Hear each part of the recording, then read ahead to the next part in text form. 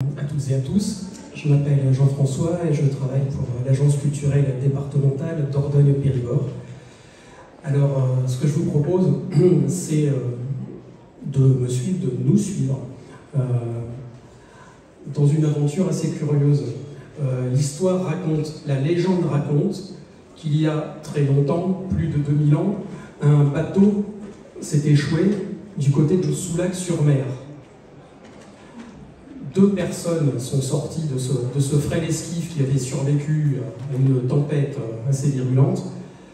Un dénommé Zaché, ou Zaché, vous l'appelez comme vous voulez, et sa compagne Véronique. On sait que c'était des fidèles du Christ qui avaient fui la répression des Romains, et à travers la Méditerranée, ils ont passé Gibraltar, embarqués dans une tempête, la légende veut qu'ils s'échouent tout en haut de notre itinéraire à Soulac. La légende raconte que malheureusement, quelques temps plus tard, la pauvre Véronique est décédée, qu'elle aurait été enterrée non loin de Soulac, et Zaché, livré à lui-même, tout seul, toujours dans cet amour du Christ et surtout de la Sainte Vierge, est parti à l'aventure pour remonter ce magnifique territoire donc de la Gironde. Et puis, il est tombé sur une grande ville, Burdigala à l'époque, pour aller ensuite de plus en plus loin, en longeant la rivière Dordogne, et surtout parce qu'il cherchait un site, il cherchait un endroit qui puisse l'inspirer dans ses croyances. Et l'histoire, la légende, on est bien d'accord, nous explique que un beau jour, après des semaines et des semaines et des semaines de marche, après avoir remonté la rivière Dordogne, il est arrivé dans un territoire beaucoup plus désert, en face d'une falaise magnifique, où il y avait déjà manifestement des croyances, et il a décidé de s'installer là, tellement ce lieu lui plaisait. C'est là que la légende s'arrête. On va faire un saut dans le temps, et maintenant nous sommes presque plus de 1000 ans plus tard, en 1166, quand arrive le roi Henri II Plantagenet, d'Angleterre et donc d'Aquitaine, je vous le rappelle pour l'histoire du Sud-Ouest. Il vient à cet endroit-là parce que les gens du coin, qui avaient déjà aménagé des sites religieux, viennent, en creusant, en aménageant, de tomber sur un corps momifié qui se situait au plus près des premiers sites de croyance. Et les gens du coin se sont dit que c'était forcément un amoureux du Christ et de la Sainte Vierge qui s'était mis dans cette roche au plus loin. Et vous savez donc que la langue en occitan médiéval, quand on est amoureux, qu'est l'amour, et quand on est amoureux de la roche et du Dieu, on va surnommer cette momie, roc, Amadour, en occitan. Et la légende nous a rappelé que c'était peut-être, probablement, qui sait, Zaché. Partant de là, on est en 1166, oui, la religion, mais surtout la politique. Henri Plantagenet va comprendre l'intérêt politique, économique et religieux que d'avoir un sanctuaire chrétien, lieu de pèlerinage de premier plan dans l'Empire Plantagenet. Évidemment, on a Compostelle à l'époque, chaque endroit d'Europe essaye d'avoir des abbayes, des lieux, des endroits qui ont des reliques pour attirer des pèlerins. Rocamadour va rayonner comme jamais ça n'a rayonné, vu que très rapidement, on va attribuer à Rocamadour et à ce sanctuaire d'une Vierge noire des dizaines, des centaines de miracles. Alors, à l'époque du roi Plantagenet, c'est surtout l'époque de sa femme, une certaine Aliénor.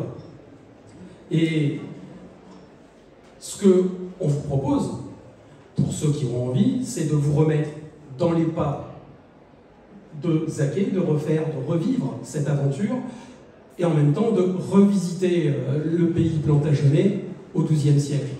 Et on va constater quelque chose que nous racontent les histoires, que nous raconte chaque légende locale. Je vais en choisir quelques-unes.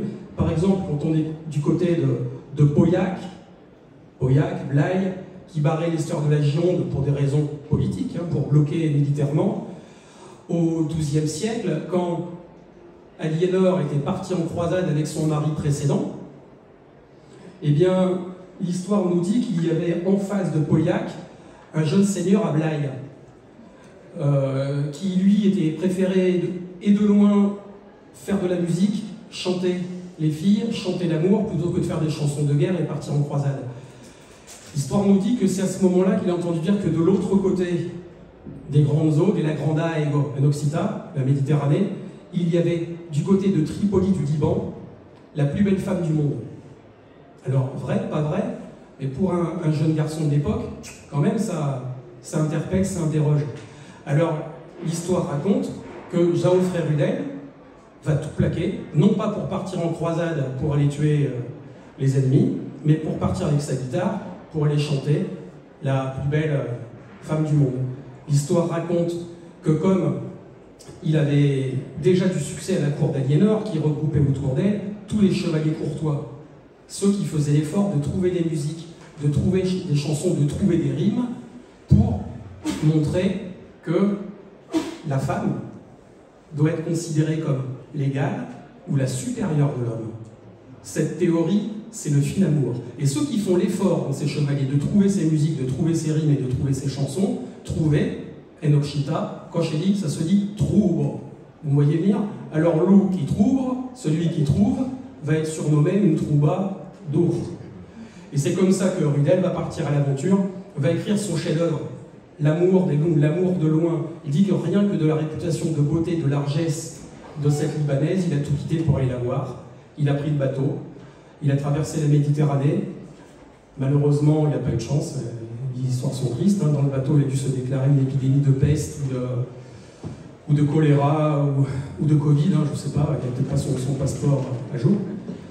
Et en arrivant au port, eh bien, malheureusement, notre pauvre troubadour était mourant. Mais la légende raconte que sa chanson avait eu un tel succès qu'elle avait fait plus vite le tour de la Méditerranée que le temps que lui arrive à pied, à cheval et en bateau.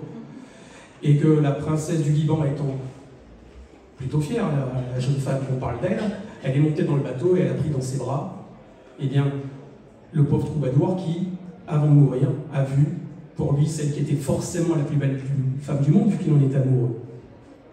Voilà une des premières légendes.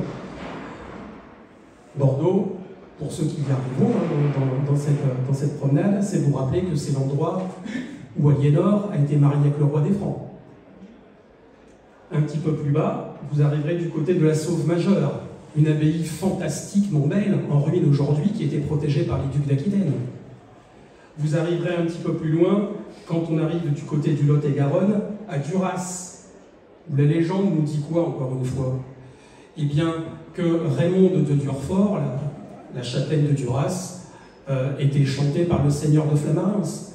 On parle d'amour, on parle d'histoire d'amour, mais on va continuer plus loin en remontant la rivière Dordogne. Alors là, on peut parler d'amour, on peut parler d'autre chose. Vous savez que la rivière Dordogne a vu passer en 1211, puis 1213 et puis 1214 le méchant Simon de Montfort, qui était venu tout casser et tout brûler en terre courtoise, parce que, d'après les textes des gens qui suivaient l'armée de Simon de Montfort, ils avaient trouvé l'endroit où se trouvait le trône de Satan sur terre. Ça peut peut-être vous intéresser, si vous partez en randonnée, de trouver l'endroit où se situe le trône de Satan. Vous savez où, pour les gens qui suivaient Simon de Montfort, le trône de Satan sur terre, c'était la vallée de la Dordogne. Parce que c'était un nid d'hérétiques. Oui, vous savez pourquoi? Surtout parce que je vous rappelle que chez les hérétiques, les femmes pouvaient aussi être prêtres. Et oui, il y avait des parfaites, alors que les autres ont appelé des sorcières. Alors, la rivière Dordogne était aussi connue, dès le XIIe siècle, pour être un axe de commerce. Les gabarres descendaient à plein bateau la vigne et le vin. Le vin du Périgord, qui, n'en déplaise aux collègues de Bordeaux, était considéré par les Anglais comme tout aussi bon, voire meilleur, on dit les Anglais, que le vin de Bordeaux. Bon, ça, c'est des blagues entre occitans, hein, vous en voulez pas. Et avec tout ça, le problème, c'est que des fois descendaient les gabarres, Mais d'Agenco, quelquefois, elle ne revenait pas. Eh bien, les gens, sur la rivière Dordogne, à l'époque du pèlerinage vers Amadour, savaient pourquoi des fois les guébards ne revenaient pas. Parce qu'il y avait, certes, de la piraterie et des bagarres, mais il y avait surtout, au fin fond de la Dordogne, une monstre, un monstre, un serpent dragon, qui, chaque fois qu'on faisait mal à l'eau, qu'on salissait l'eau, eh bien, ce monstre sortait pour couler les bateaux, tuer les gens et défendre la rivière. On parle du couleuvre. Vous savez, c'est un lointain cousin du monstre du Loch Ness ou des serpents des lacs d'Afrique. Nous en avons un en Périgord, la légende est racontée. Et puis, toujours en avançant, du côté de Dôme, où Simon de Montfort a fait le siège et a pas mal cassé et brûlé, mais encore au XXe siècle, donc là, encore très récemment, hein, vous savez que les gens racontaient qu'à Dôme, il y avait un problème, parce qu'il y avait un médecin, à Dôme quand même, et il y avait un curé, bien sûr, mais les gens ne venaient pas trop à la messe et pas trop à la pharmacie, parce qu'ils préféraient aller voir un paysan du coin qui s'appelait Pipetto, parce que lui, il savait, il connaissait comment guérir, comment se soigner par les plantes, par les fontaines. Alors l'histoire raconte que le médecin et le curé, ils en ont eu un petit peu marre, et du coup ils ont demandé aux gendarmes, écoute, le Pipette, on va lui montrer qui c'est qui commande ici, tu nous le mets en prison, comme ça ramènera les gens à l'église, et puis surtout, ils viendront acheter des choses pour se soigner à la pharmacie. Alors le gendarme, il a été chercher Pipette, c'était pas compliqué, hein, tout le monde le connaissait, il travaillait dans son champ, et on l'a mis en cabane. Et l'histoire raconte que le dimanche suivant, les gens sont venus à la messe, et d'un seul coup, il y a une jeune femme qui a commencé à devenir un peu folle, à se déshabiller, à se mettre toute nue. Vous imaginez le scandale dans l'église. C'était la fille du gendarme. Vous savez ce qu'ont dit les gens à Dôme? Il n'y avait qu'à pas enfermer Pipette, hein. Ça ne serait pas arrivé sinon.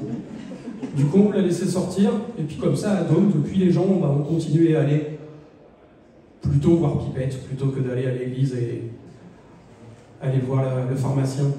Je vous parle de ça parce que tout au long, vous avez des fontaines, et là, fou, en Occitan, là, des fontaines, vous savez qu'il y a des cultes où les chrétiens ont mis très souvent des saintes vierges, tout le long. Vous savez que pour les gens du coin, on parle surtout de dames blanches, d'apparitions féminines. Alors, d'Agenco, c'est des dames blanches, des fois c'est une dame blanche, d'autres fois, on parle de vierges noires, qui peuvent protéger ces fontaines, et ceux qui connaissent sauront où aller boire à la bonne fontaine, de l'eau fraîche, ou pour se soigner.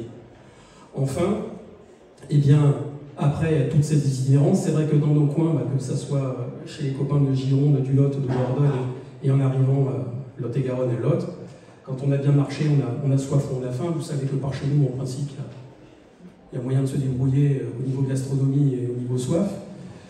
Bien sûr, arriver à Rocamadour, quand on a fait tout cet itinéraire, c'est quelque chose d'incroyable à voir et à vivre. Chaque légende a été pensée se suffisant à elle-même toute seule. Chaque fois que vous êtes à un endroit, vous pouvez simplement vous contenter de faire et de suivre cette petite légende et de regarder le territoire. Mais ceux qui feront toutes les légendes les unes après les autres verront les liens qu'il y a entre la précédente et la suivante. Le concept, vous savez quoi? C'est un peu Netflix. C'est toute une série qui se poursuit. On a fait la même chose, on l'a mis en morceaux. Ceux qui ont envie de voir qu'un seul épisode, c'est pas grave. Mais ceux qui se feront toute la série comprendront des informations supplémentaires. On vous invite simplement à ça, les amis. Venez chez nous, on sera content de vous recevoir. Venez vous mettre dans les pas de Zaché, devenu Rocamadour. Venez rencontrer le pays d'Aliénor d'Aquitaine. Benvengudo chez nous. Et ben nous spice doc. Et comme va nous faire plein de plager, de vous veiller.